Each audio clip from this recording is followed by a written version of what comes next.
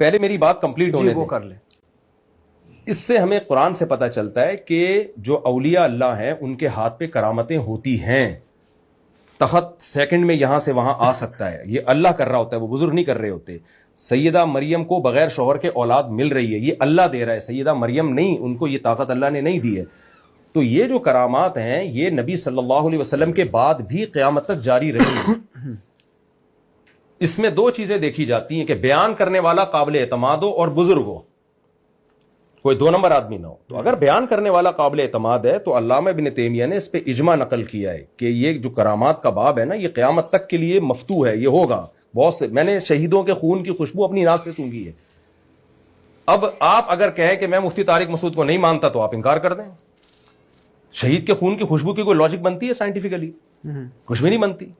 میں نے دیکھا ہے کہ مفتی عتیق الرحمان شہید جناب 6 مہینے بعد قبر سے ان کو نکالا جا رہا ہے صحیح سالمہ ان کا جسم, اور خوشبو بھی آ رہی ہے ان سے. اور اس کے علاوہ کچھ, یہ تو میں نے خود نہیں سونگھی, ان کے بیٹے نے مجھے بتایا, بہت سے شہیدوں کی میں نے خود اپنی ناک سے خوشبو سونگھی ہے. تو اب یہ جو ہو رہا ہے یہ سائنس کو ایک بہت بڑا چیلنج ہے.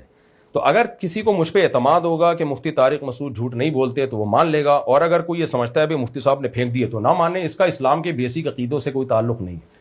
تو یہ جو ارواح ثلاثہ میں مولوی تھانوی نے واقعہ نقل کر دیا, لے آیا, اگر کوئی کہتا ہے یہ غلط ہے تو بھی ہمیں کوئی اعتراض نہیں ہے. کوئی کہتا ہے نہیں یار جو بیان کرنے والے وہ ثقہ تھے تو بھی ہمیں کوئی اعتراض نہیں ہے.